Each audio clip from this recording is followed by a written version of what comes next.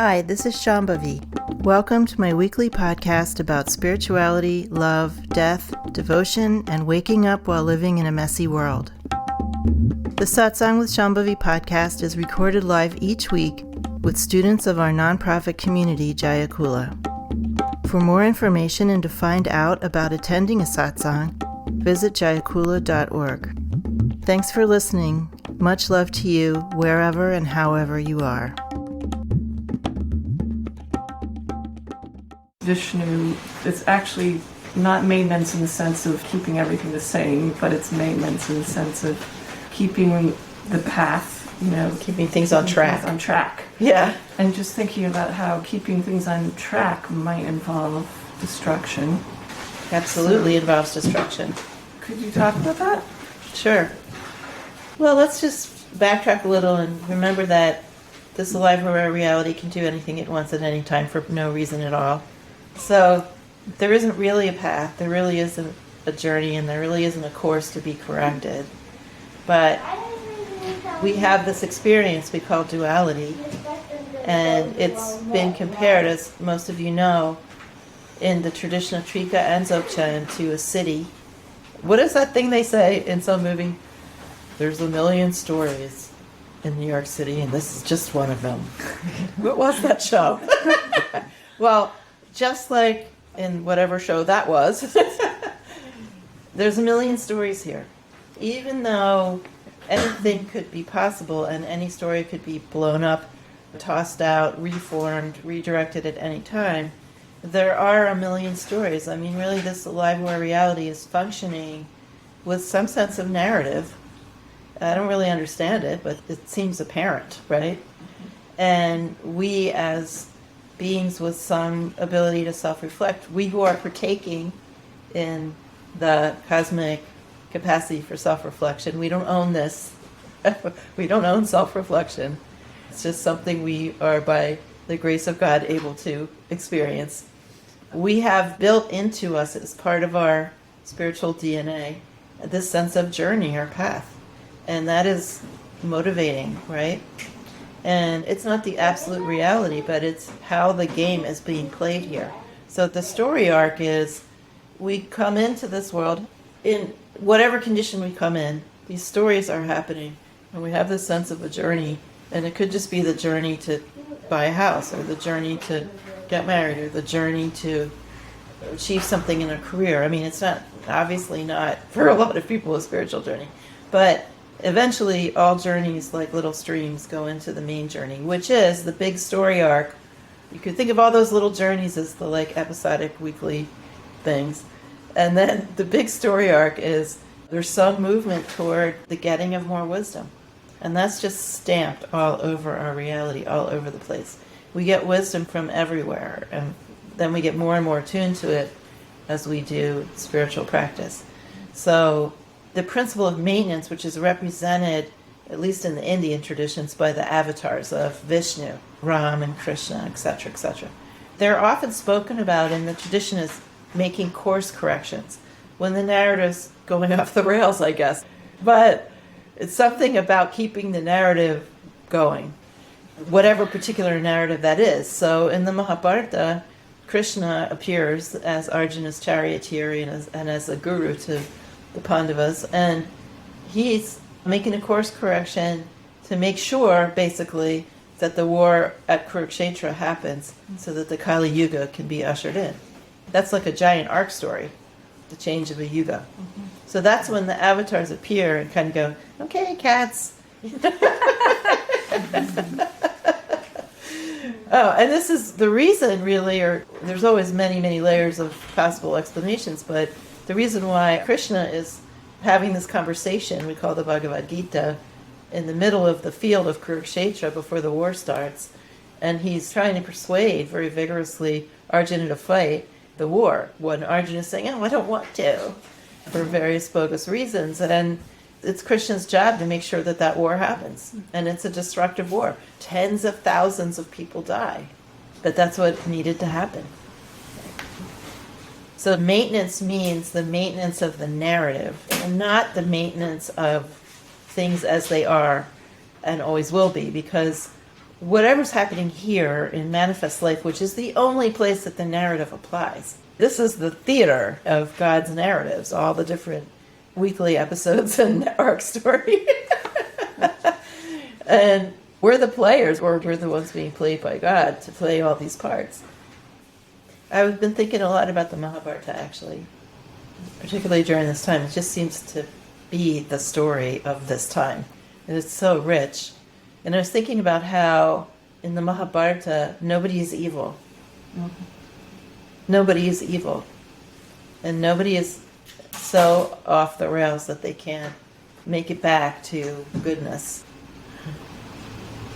And people just have greater or lesser degrees of ignorance or wisdom. And even the wise ones aren't really 100% wise. They have foibles also. But particularly, I was thinking about how the characters that seek revenge, that have revenge as a motive, are always put in a position of being less wise. Like, it's made clear that the ones who seek revenge are less wise, that they somehow have not gotten it. And they're wrapped up in their little revenge-seeking narratives. I think that's kind of extraordinary, that revenge is not honored, because there's lots of other stories and lots of other cultures that have that kind of pride of place, where revenge is a completely honorable motivation. In fact, I would say that's more the norm. And in the Mahabharata, it's not honorable. That story never ceases to instruct, kind of amaze, and talk about how the roots of this tradition are really different than the Abrahamic tradition, certainly, but lots of other traditions around the world, too. Even like Duryodhana, the most disgusting character in the whole book, he and his 100 brothers had this extraordinary birth. They were portrayed in the Mahabharata as being born of a mother, but they came into this world. They weren't human babies. They were basically these steaming piles of gooey ugliness, just like the essence of yuck. Out of which, eventually came these dudes. The Kaurava brothers, right? And of course, there's many more of them, the ones who are born into more ignorance. There's many more of them than there are Pandavas, who are the ones born into more wisdom. But again, not completely wise, because some of the Pandavas are seeking revenge. Some of them have gambling problems. Other ones are just foolish or stubborn. Or they all have their stuff. There's nobody that's completely perfect or realized or anything. Everybody's still in the journey, still in the narrative somewhere. But not only does Duryodhana come in as basically a big pile of snot, but he does all these horrible things. He's basically a colonialist, going around stealing lands and murdering people. And yet at the end, he dies an honorable death, and he's honored by Krishna for what he did right. Yeah. And the characters who are plotting revenge, some of them are on the Kaurava side, but some of them are on the Pandava side too. And the scenes where they're plotting revenge, you are distinctly supposed to know that these characters are going off the rails a bit. This isn't the right way. Even though horrible things have happened to them. It's kind of great. What are some good tools for those of us who are just feeling really impatient and we don't want to wait for wisdom to eventually get us to that point? You're going to hate this answer. Hate. So this is a tantric tradition, although I most often call it a direct realization tradition just because of the baggage that the word tantra has in the West. But it is a tantric tradition, and as such, it is not only called, but actually is something that is like a faster path, which means in translation that it's a little more rough and tumble, the relationship with the teacher is a little more intense, you get challenged a little more directly, and the practices are a little more stirring, right? And so, because of all that, what does that mean? It means that a lot of impatient pitta types are attracted to these kinds of traditions. So you're in the right place. We're all impatient, most of us. We're like, ah! You're late, God. And the thing is, if you actually are a sincere practitioner and this life where reality sees something in you that's worth cultivating, then what's going to happen is you're going to be denied. Your impatience is going to be denied what it wants until you get some patience. So the answer to your question is you can't go faster than you're already going. And if you try, all kinds of wacky things can happen, which are too numerous to detail here. But in the end, and this is my own experience, having been extremely impatient, at the end of the day, what's going to happen is your impatience is just going to get ground down.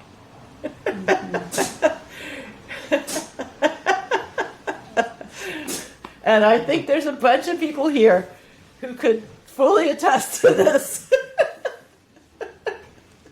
Yes, we have some people nodding. So we need vast patience, and patience is sort of it's like if we say we have developed patience, then what it means is we're on the way to actual yielding to this reality and what actually is. We haven't quite arrived yet because we still need patience. When we no longer need patience and we're just there with what is, then we have arrived in a fuller sense.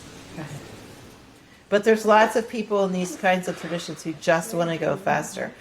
The good side of this is you actually are going faster than maybe people who are just sitting around meditating for 45 years. I mean, that's not a bad thing to do, but it's a very slow path, right? So you already are going a little bit faster, but you don't get to go as fast as you want. That's really the message that will be told over and over again. You're not in control. You can do what I did, and my teacher told me not to do this, but I did it anyway. You can over practice and overheat yourself and get all kinds of health problems as a result.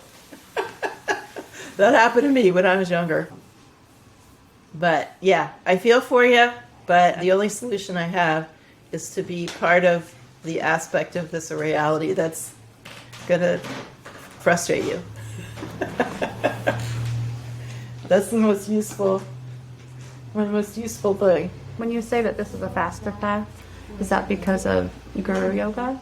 Or? Yes, it basically is more challenging in a way that kind of accelerates people's karmas being shorn. But it's still slow compared to how a lot of people would like it to be.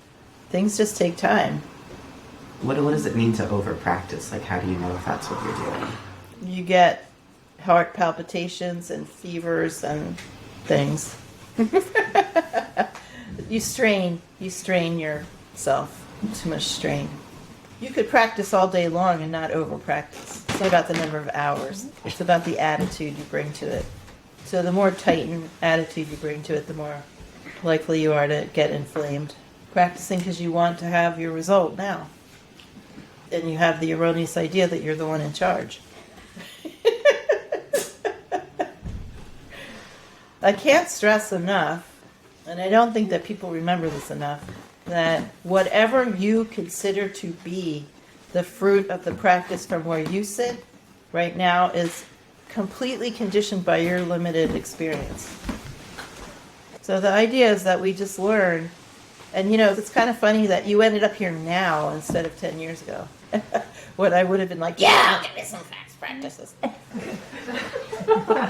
Maybe it was 15 years ago, I don't know. But in any case, now I'm just like, just put one foot in front of the other. Be like grass. Be invisible. Be modest. And everyone's like, oh.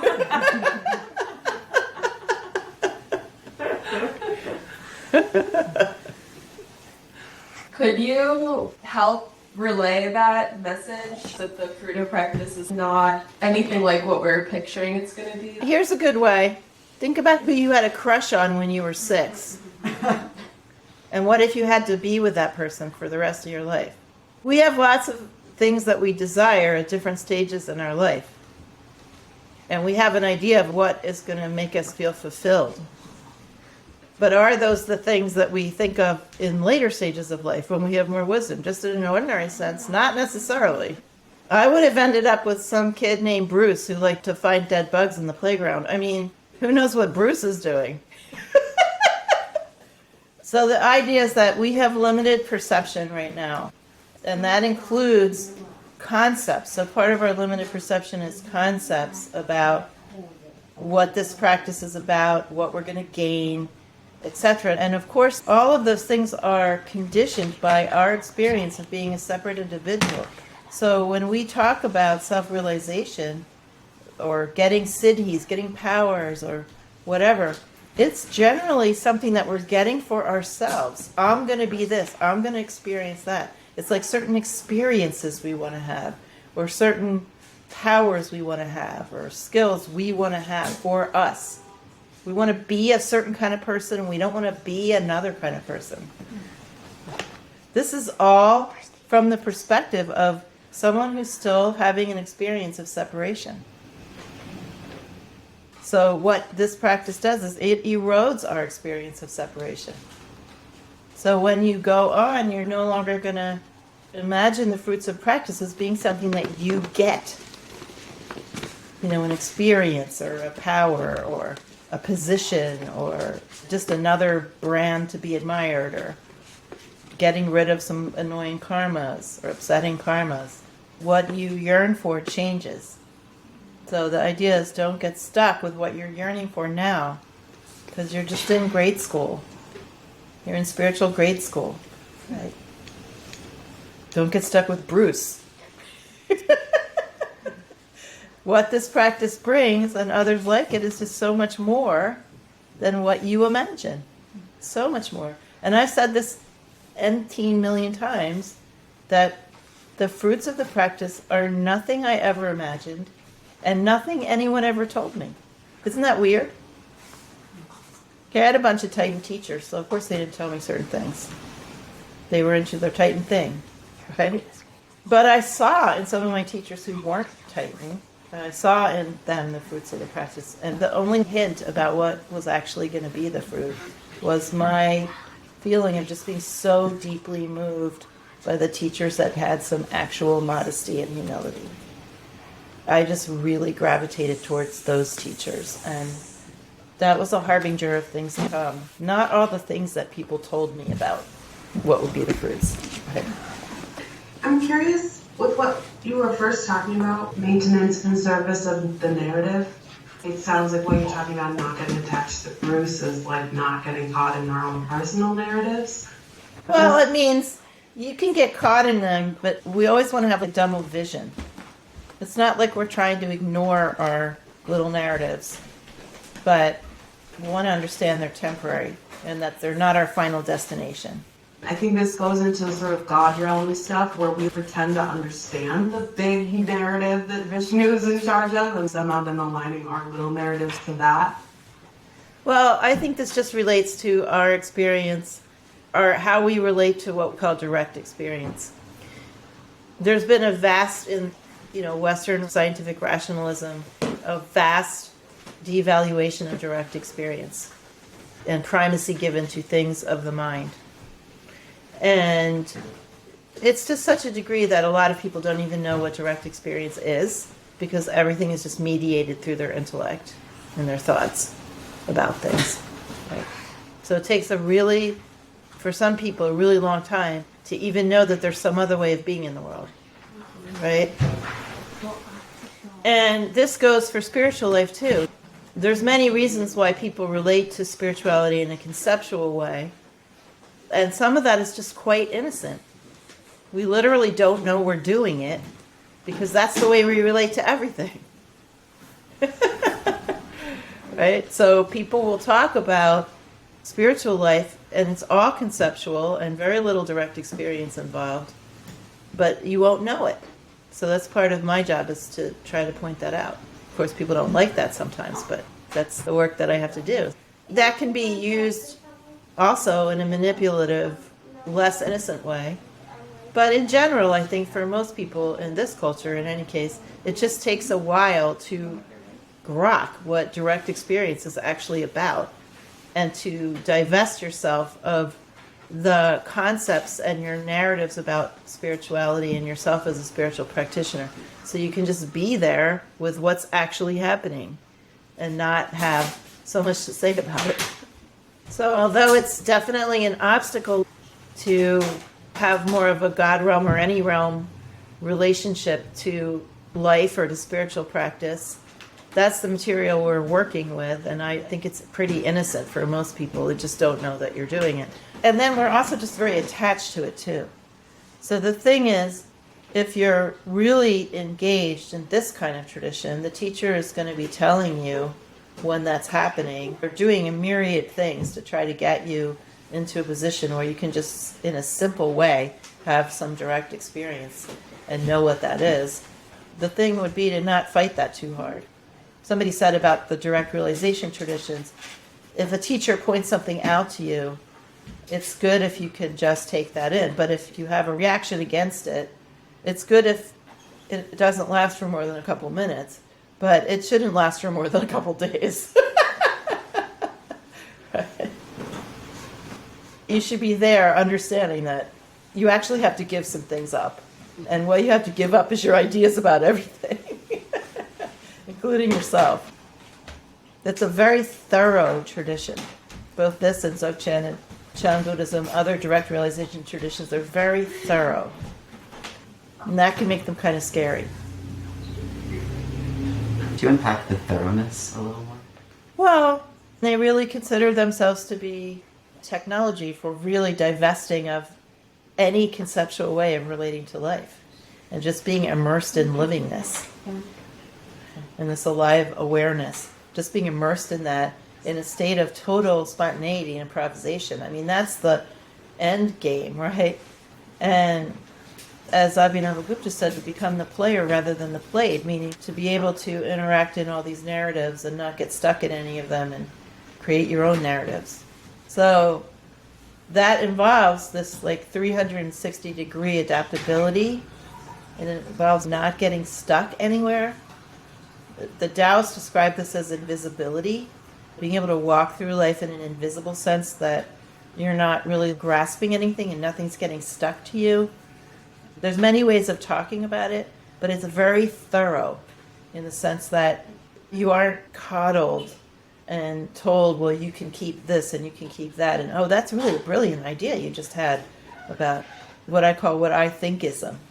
There's these big discussions online that people have about what I think is this about self-realization, what I think is that. And, really, from the perspective of this tradition, who cares? It's like completely besides the point what anyone thinks of it. I love how Machik Lapdram put it. She's the Dakini that brought Chud into the human realm. A very wonderful set of practices.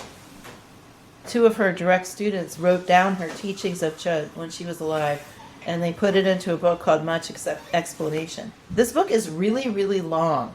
There are all different forms of Chud, some more complex and some less, and there's all these different forms of it in there. I think the book is like 600 pages long or 500 pages long, something like that, detailing all these incredibly detailed visualizations and ritual actions you have to do. And then at the very end, one of the students writes, but then Machik taught us this is the ultimate Chud, the ultimate practice of Chud, the essence of it. Hold no view. That's an expression of what I'm talking about. Hold no view. Be in the world, hold no view. That's what I mean by thoroughgoing.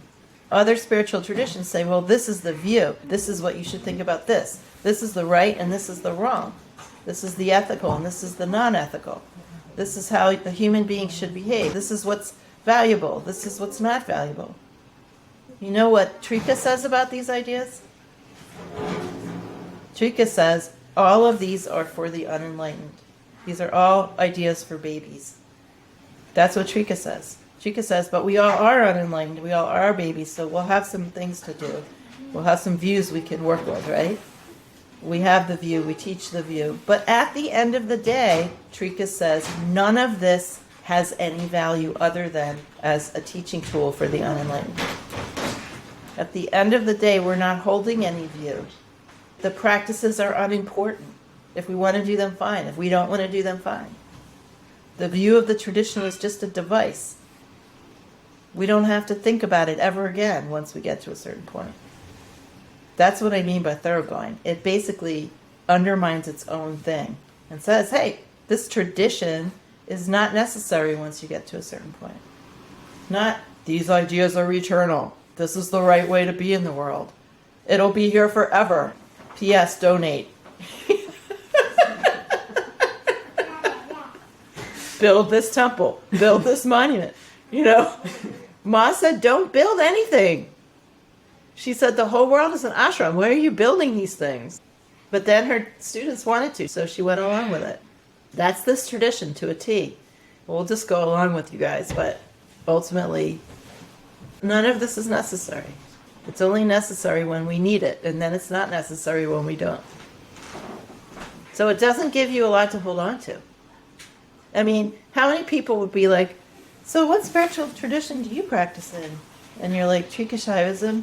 Oh, what's that about? And you're like, well, it's about a lot of things, but ultimately it's just about living, and we don't really care about what it says about anything else. I mean, there's nothing to get attached to, but lots of things are useful.